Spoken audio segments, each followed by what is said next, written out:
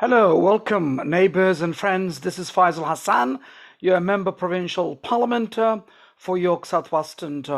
Those of you who are joining us live from Instagram, welcome, and also those who are joining us Twitter and Facebook, also welcome, and also YouTube. Before I start, I want to acknowledge the land that we know as York Southwestern is a traditional territory of many nations, including the Mississaugas of the Credit and the Shope, the Chapway, the Haudenosaunee, and the Wendat peoples, and is now home to many diverse First Nations, Inuits, and Métis. Welcome, folks. You are joining Faisal Hassan, NDP, and also you're joining me Facebook, Instagram, and YouTube and Twitter, and welcome. Just give me a minute. I'll just do one thing quickly here.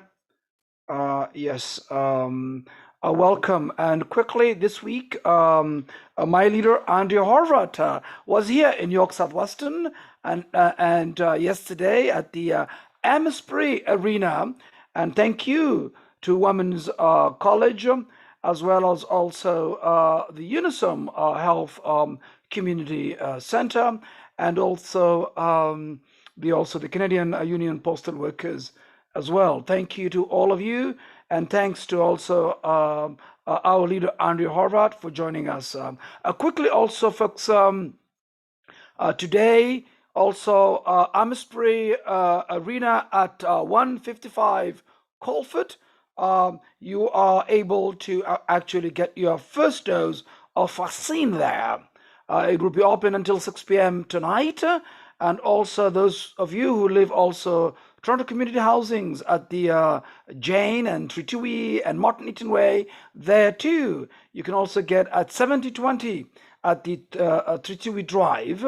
There is also, thanks to the Toronto Community Housing Corporation, and also the Women's College Hospital, and also Unisom for the fantastic job for doing their best to bring vaccines into our community. And I thank you for that.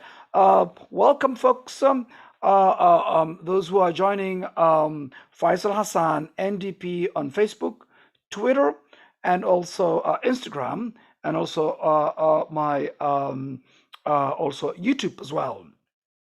Well, this week also, as you know, the previous week we talked about asking the government to listen the experts and the science table, their own science table, when it comes to COVID and when it comes to the pandemic. And that was not the case. And, this week also the government unveiled details of its reopening plan for Ontario. Your sacrifices and efforts to get vaccinated have brought us to a point where we can be cautiously optimistic. The situation remains precarious, however, and there is still a great deal of work required to reopen safely. And listening to the experts, public health, and doctors, and the science table is very important. Welcome, Hawa, joining us. Hawa Mire, Instagram, our federal NDP candidate. Welcome as well. And you also know ICU occupancy rates remain high in the province, and overburdened hospitals are still working hard to care for patients. We need to do this safely, and that requires investments in community safety and respecting the advice of the Ontario Science Table, as well as other public health experts, as well as also public health and doctors and science table. These are high houses. Hello to you all, folks. And this government cannot repeat the mistakes of the past and ignore the importance of maintaining public health measures. And I think their plan, 3 phases, you can also read. You can check my website, faisalhassan.ca, and then click updates or the newsletter, and there you have it. The details of it is there. And later on this afternoon, also, if you want to know more about it, I'll be able to also summarize it for you. First, I want to welcome folks also joining from Facebook: Zakia, Ayan, Frank, Paul, and also Ayan. Welcome. And quickly, Frank says, "Hey Faisal, thanks for coming out today to see a 722 dry vaccination pop-up clinic." Yes, at the beginning of the program, Frank, I've mentioned that folks from, of course, at the Jane Street and Tritui Street, at Tritui Drive rather, and Martin Eaton Way has also had an opportunity with the work of the Women's College Hospital and UNISAM and Toronto Community Housing Corporation that today they are actually conducting a clinic, a pop-up clinic, a COVID-19 vaccination clinic at 7020 Tritui Drive. And thank you, Frank, for inviting us. And Frank is also a committee of the residents in those community specifically, where I think the Toronto Community Housing Corporations has been doing some improvements, and I'll tell you those improvements. As you know, as soon as I was elected, many of you had your tenant town hall, where you had 720, and all of you throughout the riding came together there, and I was happy to attend. And that was 2018 in the winter time, and many of you have complained about Dell management. And this was also many, many years ago before me. They have outsourced and they have actually allowed these companies like Greenwind and Dell to actually run our community, especially Dell management, to run our properties that is run by the Toronto Community Housing Corporation. You have asked that the services were horrible, the services were bad, and I'm so happy to report that working with the Toronto Community Housing Corporation, with city councillors, we have actually accomplished this by simply removing the outsourcing, profit maximization within the Toronto Community Housing Corporation. And now Toronto Community Housing Corporation is doing a fantastic job. This morning, I have also talked to some of the staff there. They are really, really fixing things. They're making things better.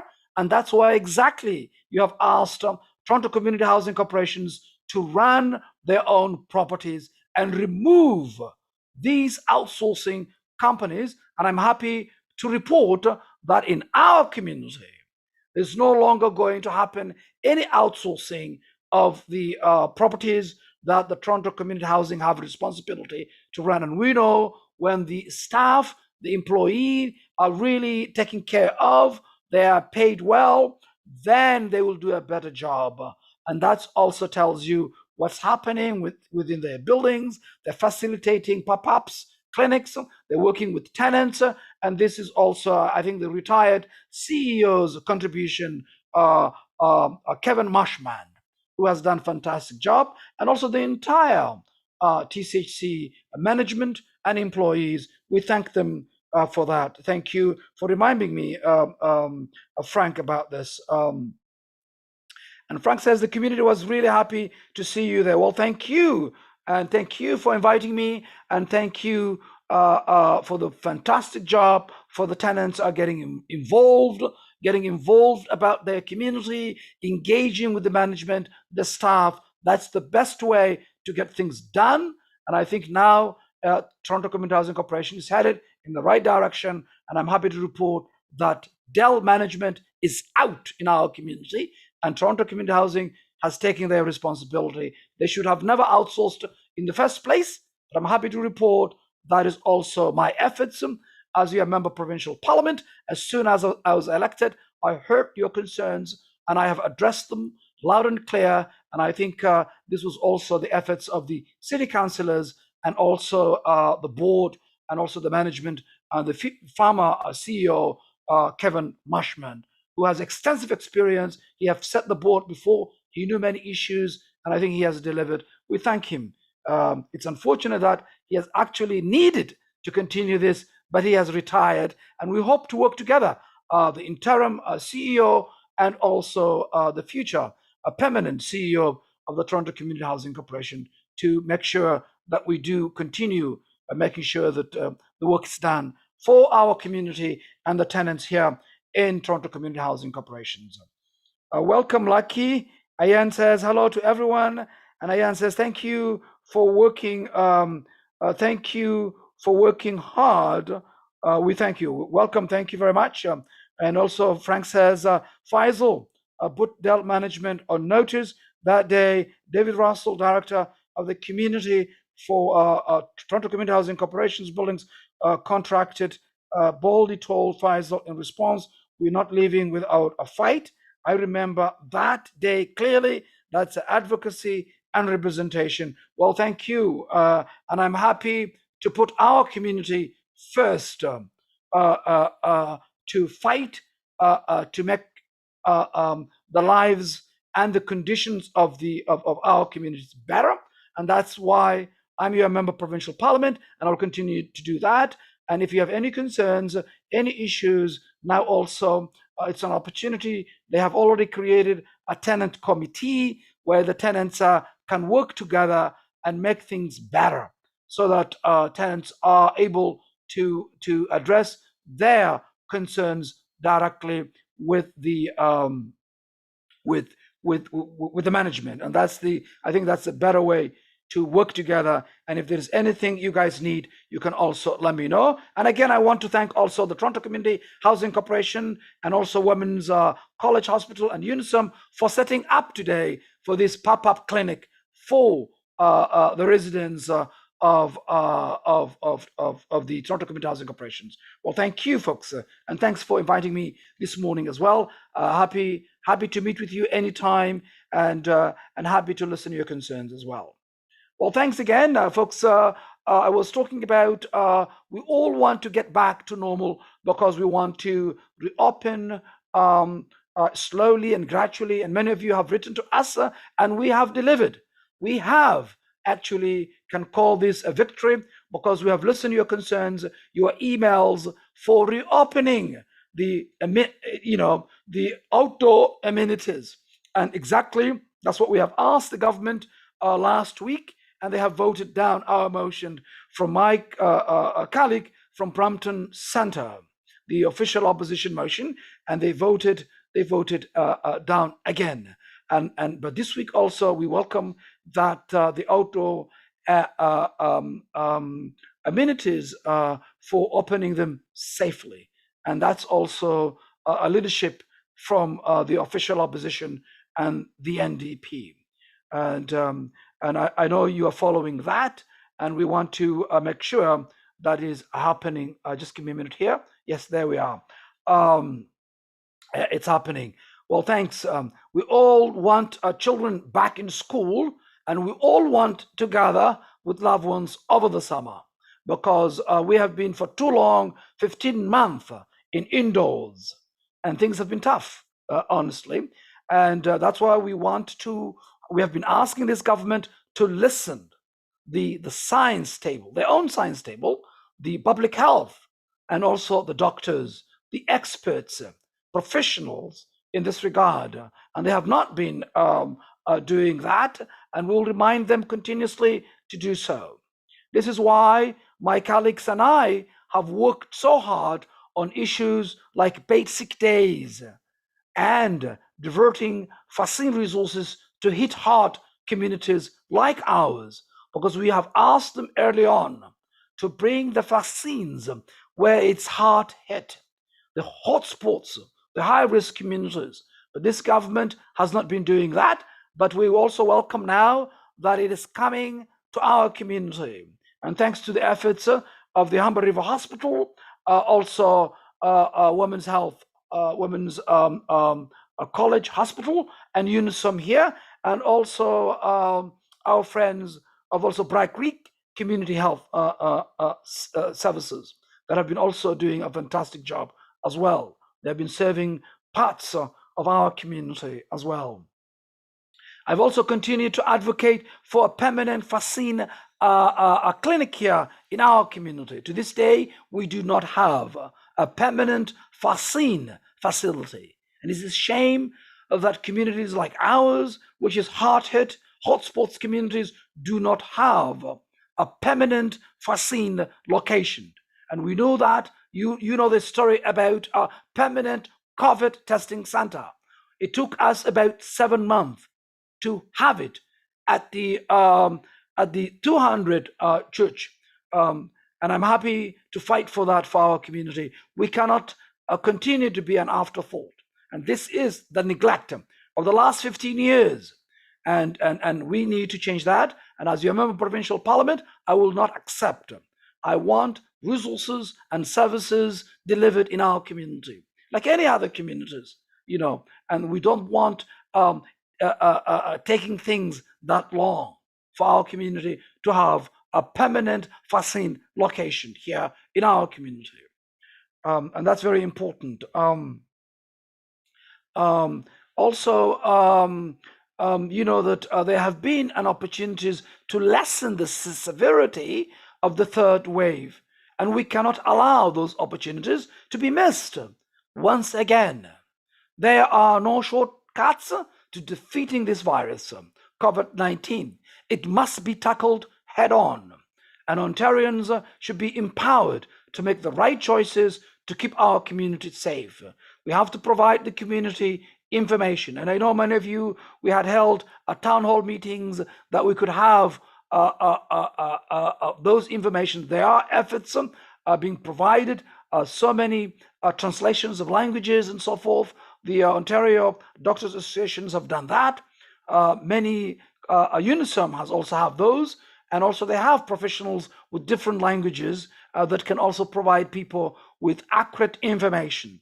And we need to do that, more of it, so the community knows more about what's happening. And to do this requires empowering the members of our community to make the right choices to keep our community safe. And I'm hopeful that we can begin to see more movements towards a normality over the summer. And I'm committed to supporting efforts that will get us there safely.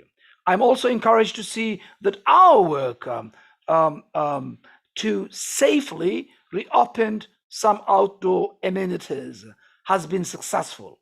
I said that last week. We've been demanding the government about a week and a half ago. We have been asking the government to safely reopen some outdoor amenities. Our call and our motion, the government voted down. And that motion, they voted down. And this week, those outdoor amenities has been also been successful because we are holding them accountable. And we also want them to rely evidence-based decisions based on science table, based on public health, and based on professionals in the field to provide those advice and those informations to the public. And that's exactly what we should be doing. And this government has not been doing that. And if we would have done this, and if they would have listened, the official opposition, listening us, this would not have happened. We would not have been on the third wave. We would have tackled this much better. And this has been a very long, hard, and dark road. Residents of York Southwestern have been especially hard hit by this pandemic, and they deserve to know that we are working to protect their health and well-being. As always, I welcome your suggestions, ideas, and feedbacks, and opinions are important to me. As your member of provincial parliament, I value and remember I work for you and you are the boss, and I'm your public servant working for you. So sending me your suggestions, your ideas, it's very important. I need that, and that's why I want to engage with you. That's why I'm here this afternoon and every Saturday to be with you from 3 p.m. to 4 p.m. to listen to your concerns. Please share your thoughts, any ideas you might have, and what we can also improve. And ideas is very important. With your guidance and the trusted advice of the public health experts, we can charter a path to the end of this awful pandemic. And this is very important that we listen to you, and also this government should be listening and must be listening to the experts, the science table, and public health. Well, thank you. If you are joining now, you're joining Faisal Hassan, NDP, through my Instagram, Facebook, Twitter, and also YouTube. Thank you. And folks, this week also, a couple of weeks now, for 2 weeks or 3 weeks now, we know the concerns about Canadian National Exhibition. CNA is a national treasure. I was very disappointed to learn of its cancellation for the second year in a row. This choice will have impacts on many young people who work up a large portion of the workforce every year. And there have been said that there are close to 5,000, to be exact, 4,700 jobs for our young people. And it's very a source of employment for our young people. And also, as the official opposition youth opportunities critic, it's crucial that we invest.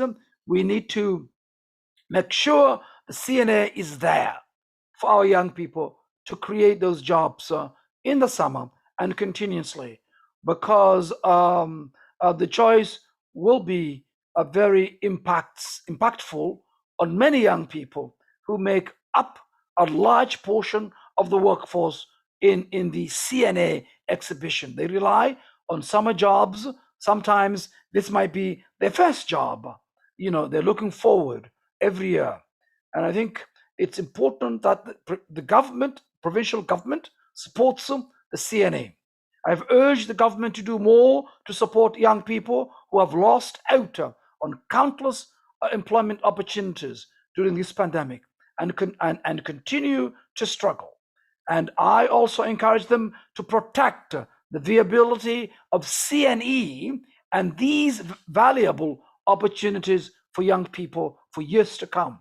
Because if 4,700 jobs are created every year for our young people on CNE, that is something we need to make sure that we also continue to protect the ability of the CNE and these valuable opportunities for young people.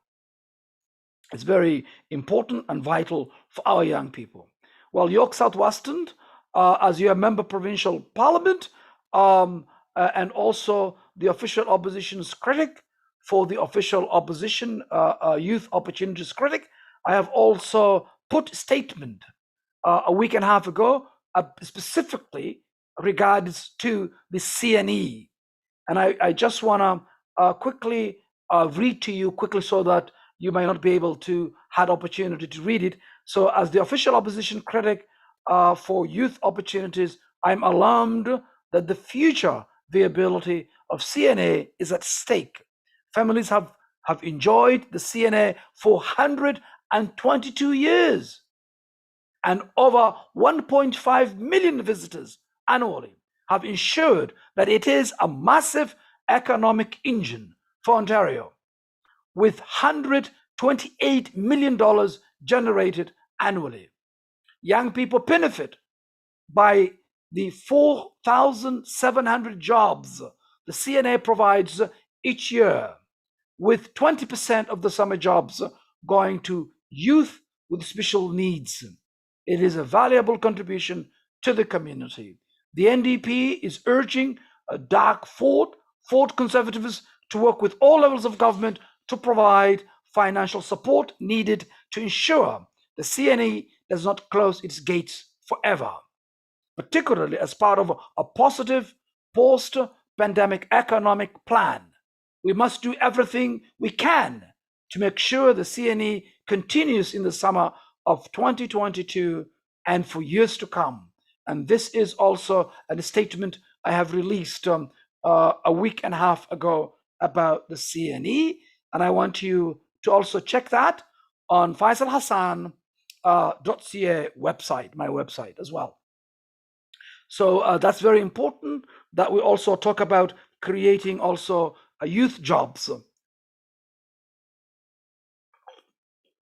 that we create opportunities for young people. And as you know, and I've said this many times in the House, that my motion of February 28, 2019, which the entire members of the legislature have passed, to this day, the government has not packed up with resources, and that is, work integrated learning.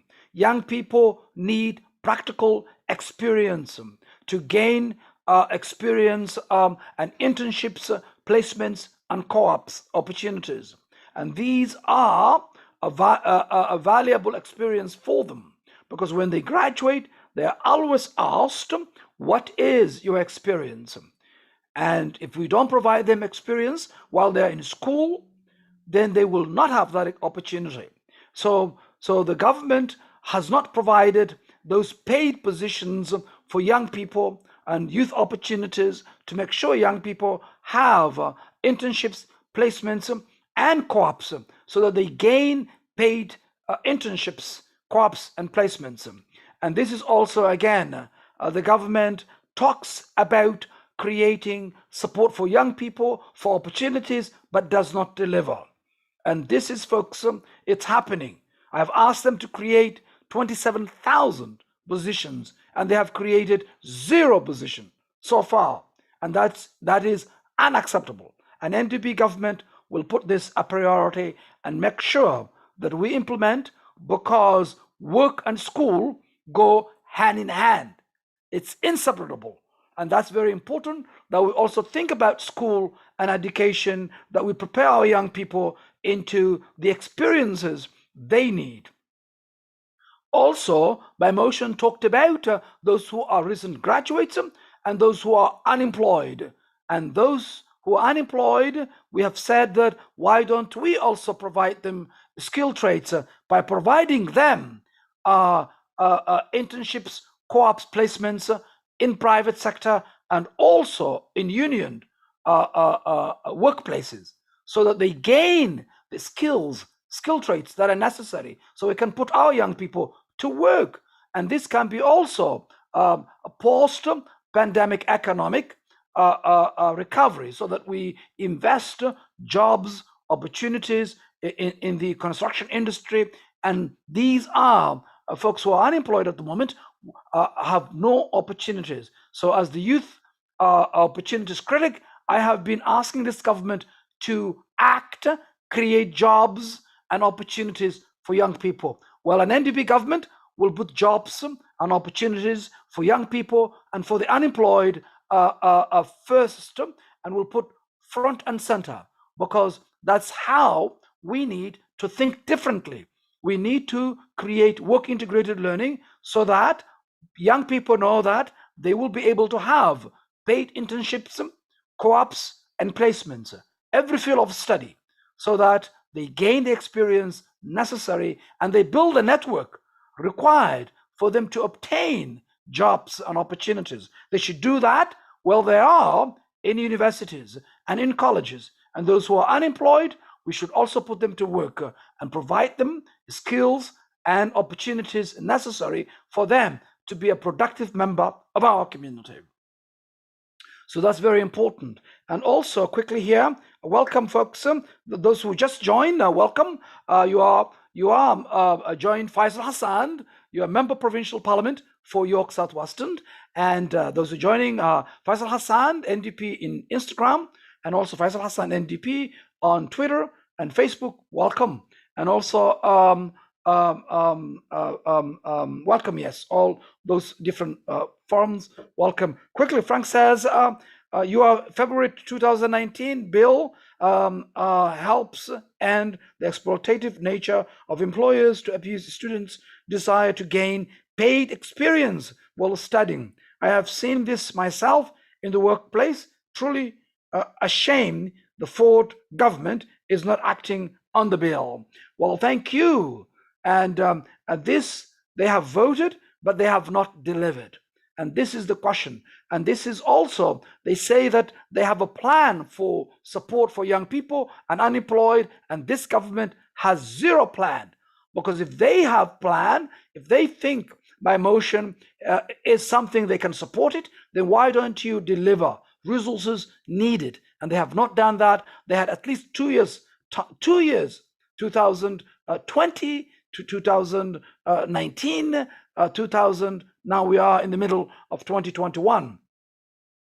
Almost 2 years and a half, and they have not delivered any single internship, co-ops, and placements. And a lot of young people are also looking for summer jobs. And this is not right. And we need a government that puts young people first. And I will tell you, Frank, and young people across the province, as you are youth opportunities critic, my job is to make sure young people in Ontario have opportunities. And it starts with opportunities while you're in school and when you are not in school, so that we put you to work and we give you those opportunities. We can do it. Simply what we need to do is put a priority. An NDP government will put that a priority. And as you are a youth opportunities critic, I will make sure that we put a priority. And as I have been fighting this, as I put my motion, the government have and all the members of the legislature have voted, but the government has the resources. They are the government, but they are not putting it. And also, they've brought what they call a bill, I think 228, about skill traits, they call it. But, there's some positive things, but they are not making sure those young people is provided internships, placements, and co-ops right now. We can't wait another 5 years. We cannot wait another 3 years from today. Young people need those opportunities now. And that's where we make sure we do that right away. Well, thanks, folks, for joining. Also, online learning, also the government continues to press forward on plans to expand learning in Ontario. Teachers and parents have expressed concerns with this approach. There is no substitute for the instruction and interaction that comes from the in-class experience. In our community, some families struggle to gain access to the required hardwares. Internet access is another issue, and as well as affordable and reliable internet in this province. There are many communities and that are not able to have that. We know many communities cannot afford multiple laptops and computers because they don't have the resources. And this is headed in the wrong direction, to be honest. Our approach should be to make the investments required to keep schools safe and ensure students and teachers can return to a healthy learning environment in September. That means that the government listens to teachers, parents, and also students. And simply eroding our education is unacceptable. We need to strengthen it. We need to invest in resources. We need to make classes, smaller size classes, and make sure that we're also investing these old schools, working on the ventilations that are old, making sure it's safe there too. And we have to also stop selling out schools to developers and to private corporations, because these schools are community schools.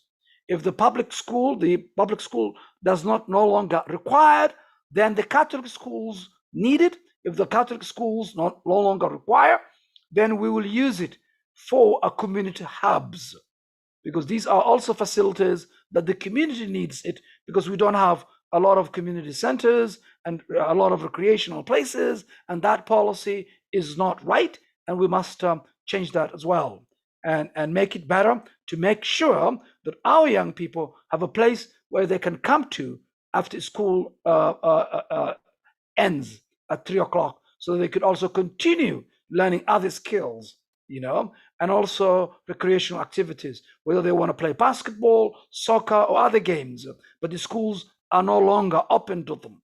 And that's not acceptable. We have to also think to use schools as a community hub where it continues, throughout the week, activities for young people, for the communities, so that we utilize these community hubs for community activities. Is very important. And also, folks, the Financial Accountability Office reports that there will be 419,200 surgeries and 2.5 million diagnostic procedures backlogged in Ontario by September. At the moment, there is no plan to address this deficit, and I'm calling on the government to prepare one. Our community needs clarity from the government on how they plan to tackle this problem and the investments they are prepared to make to keep Ontarians healthy. Many people continue to struggle with pain and anxiety as a result of backlogs and are also victims of this pandemic that requires attention in our community. Well, thank you, folks, for joining this afternoon. Those who have just joined, you're joining Faisal Hassan, you're a member of Provincial Parliament, Faisal Hassan, NDP, in Instagram, and also Facebook, YouTube, and Twitter. And if you have any concerns and questions, I'll be happy to answer them because this is also my plan of making accessible to you every Saturday from 3 p.m. to 4 p.m. to hear your concerns. And I know the community has many concerns, and this is another way to keep in touch.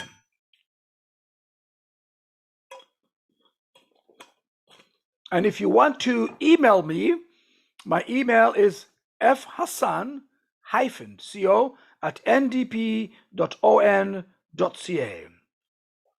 You can also reach me at 416-243-7984. And that is also where you can also leave a message, and we'll be happy to call you back because the office at the moment is closed because of the pandemic, and we hope that as soon as we can open it, we'll do that. But we are still working on the phone and emails, and the staff are working also at home to make sure that the office and the support of the community continues. So, and also this week also we celebrated Personal Support Workers Day, PSWs. It served as an important reminder that all PSWs should have decent, well-paying, full-time jobs.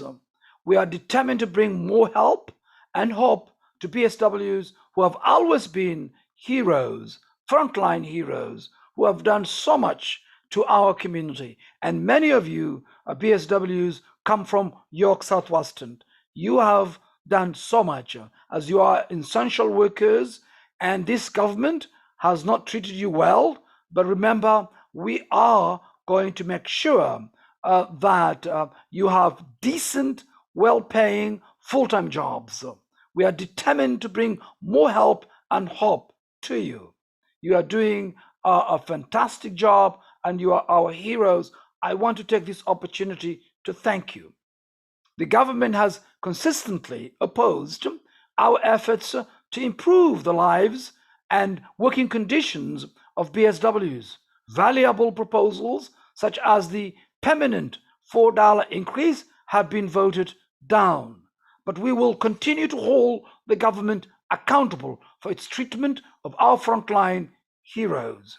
And that is very important, that we make sure that of PSWs and all frontline workers are treated fairly, and so forth. Well, thank you, folks, for joining this afternoon. And I know that also this week, Thursday, we have invited my colleague, Jill Andrews, Dr. Jill Andrew from Toronto St. Paul's. She's our critic of women and culture and women's issues.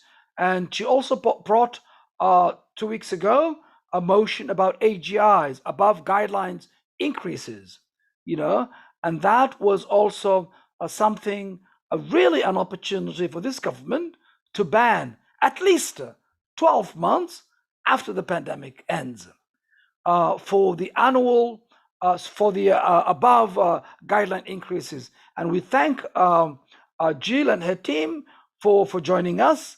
this past Thursday and sharing the importance of the issues of tenants experiencing in our community and across the province.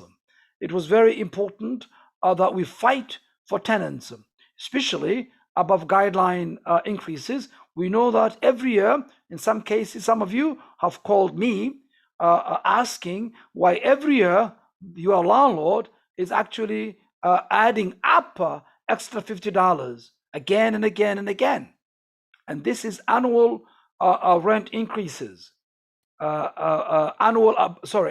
not annual, that's also something that also happens, annual rent increases, but this year is frozen. But the above guidelines increases has not. And that is what Dr.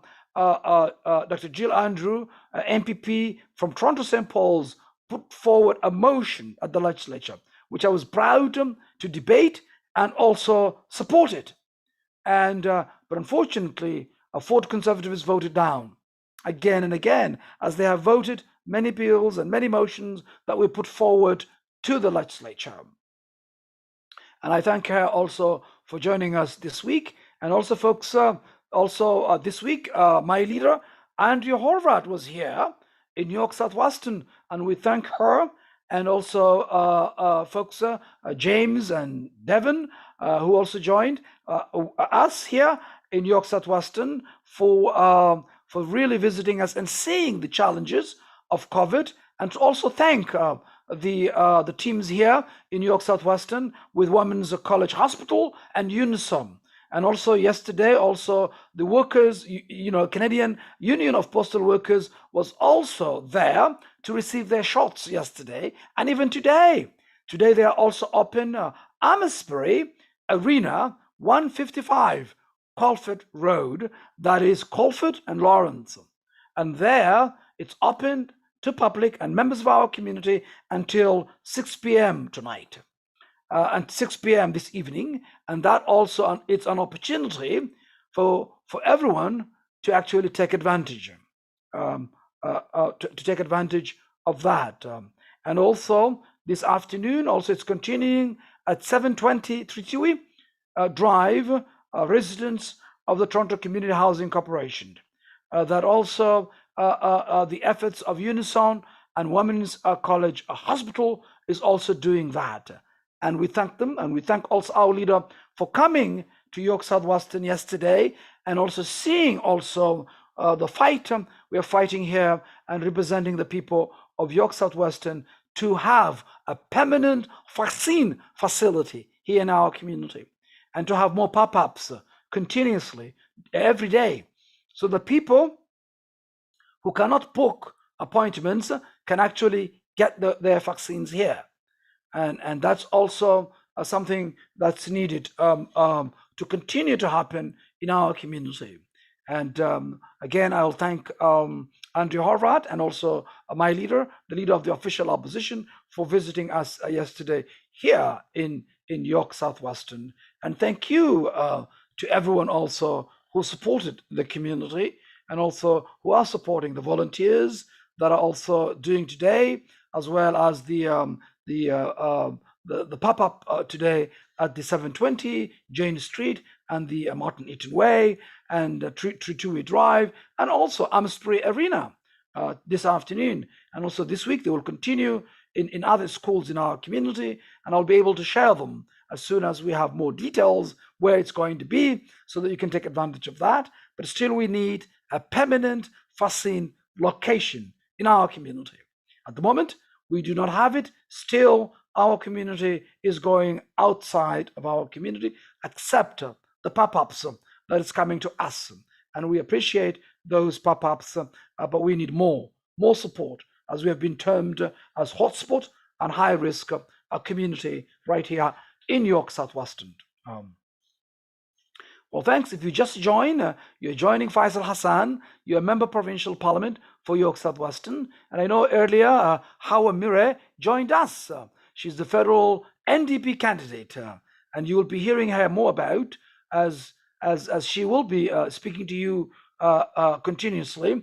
But I welcome her also for joining us from Instagram. and and she says also, "Hey" or "Hello" to folks from York, Southwestern. And I thank each and every one of you for joining as well this afternoon as well. And also, folks, there are many issues that we need help. I know that the issue of the childcare is a big issue in our community. The auto insurance is another, and housing also is a big issue. I just talked about my colleague Jill Andrew put a motion with regard to above guidelines increases banning at least 12 months after the pandemic, and that was something could help recover the tenants. It would be part of the economic support to make sure, and who also inspects also these landlords, because we know now the inspectors are small numbers, and rarely it happens, but they also request continuously above guideline increases, but we don't know what they're doing. The condition is horrible with these buildings, these big corporations. I'm not talking about mom and pop, where families are renting to members of our community. Those are small. I'm not talking about those. Those are just fine. I'm talking about big corporations that are there for profit maximizations. I'm not against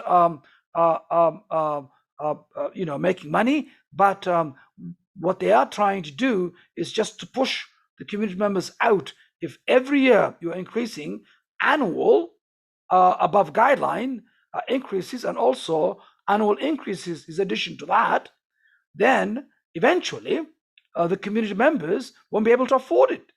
So you are pushing the community members to look for or live overcrowding conditions, and that is not acceptable, and that's not a good leadership, a good investment for you. I think now already it's very expensive. We cannot afford, many places in the community. We cannot even buy. People cannot even buy their own places, and they're renting it. And now the rent, if people cannot even afford to rent, then we have a crisis.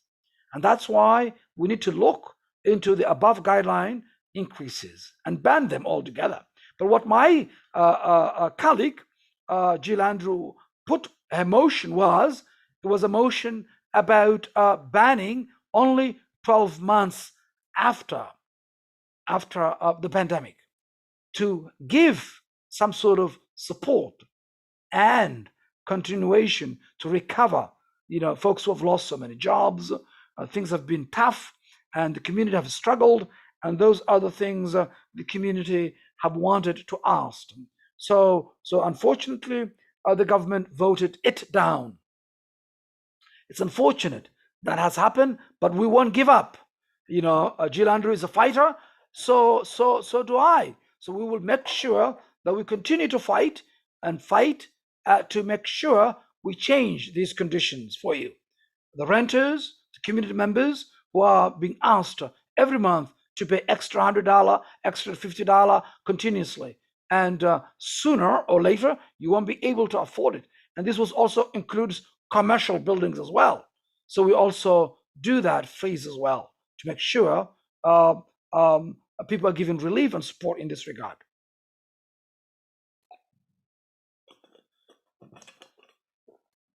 Also, we know in our community also, we have been targeted when it comes to auto insurance. And I also put a motion recently at the legislature, which I sponsored, which basically asks clearly that we have been targeted because of our postal codes. We pay already higher premiums, and we have not gotten any relief with regards to the pandemic because all the cars are being parked on driveways.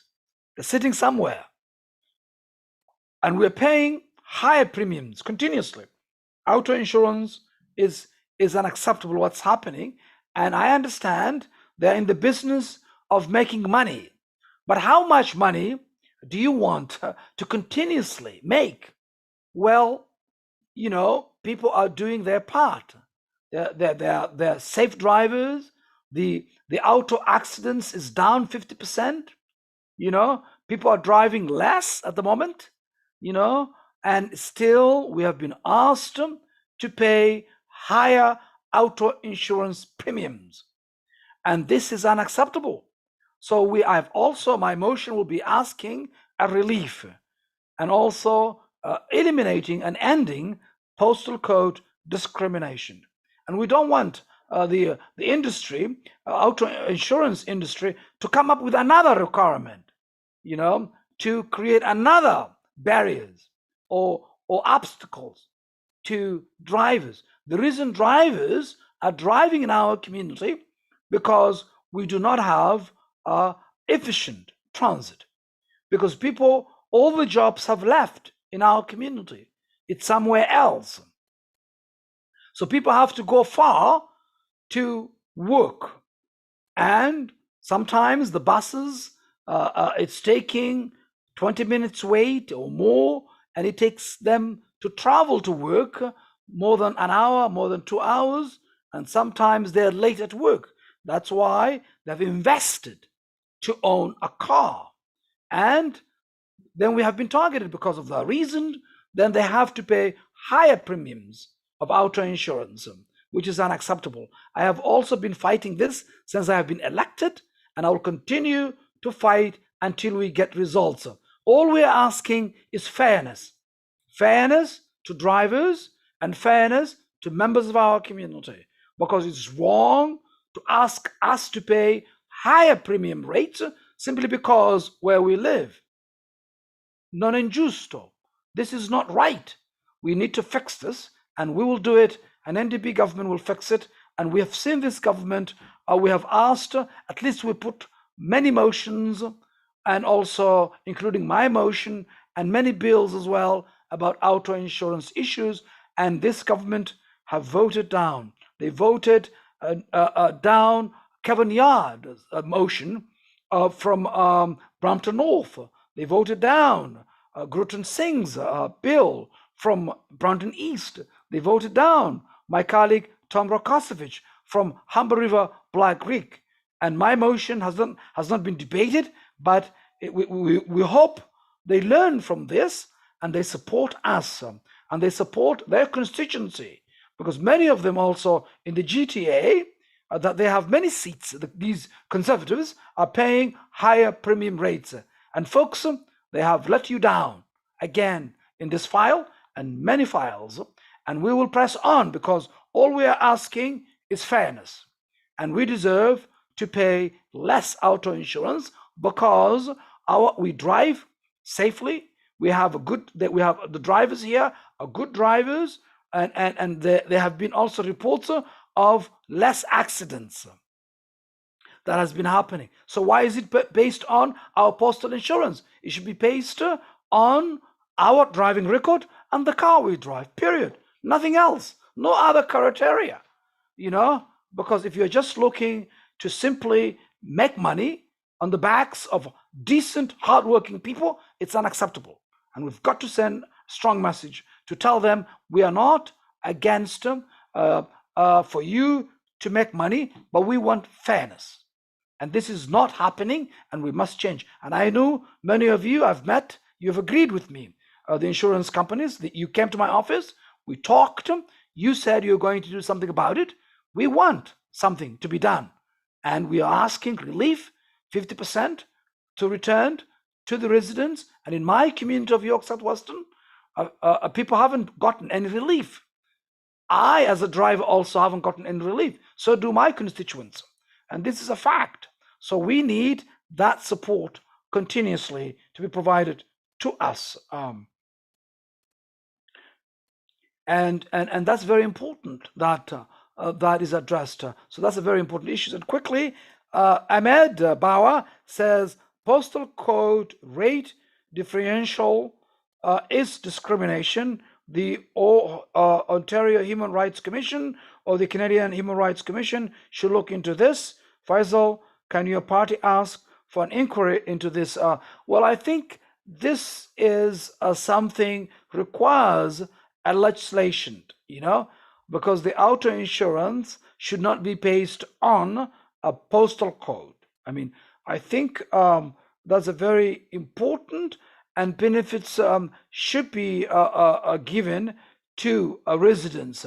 But if this continues, then we need to do something drastic. But for me, as a legislature, as your representative, we have to implement bills and motions to change this, and we have acknowledged it. We have recognized it. There are more than 5 bills, 6, at least 3 or 4 motions that we have put the last 3 years into the legislature, and each and every one of them has been voted down by this government. I mean, one of them, I think from Malton, has brought a bill, but that bill simply creates more difficult by simply now talking about credit cards, which has nothing to do with auto insurance. So now they want to also penalize more people because bringing also other issues. All you need to do in auto insurance is based on a driver's record and the car you drive. And that's basic things, because some communities pay less auto insurance and other communities pay high. And actually, in our community, we have a better drivers. We have a better drivers compared to some communities. And we know now also accidents is down for about 50% already. These are the report of the police, and other folks have said so. So why is not being given us a relief? Definitely, that's why my motion will address that, and I'm going to make sure that this government supports it. And if they don't support it, then you have an opportunity next year to send a strong message, because an NDP government will be able to deliver this, because we don't want any kind of a discrimination, and specifically discrimination based on postal codes is unacceptable. And Ahmed says quickly, in short term, may not be able to get action legislatively, so an inquiry could be the next best thing. Well, I think I cannot promise at the moment inquiry, but it's something we can look into it. I think we can look into it. We can see it. If that's something that can help our community, definitely we should be doing it. Absolutely. And that's very important, because we know that they also acknowledge it is discrimination.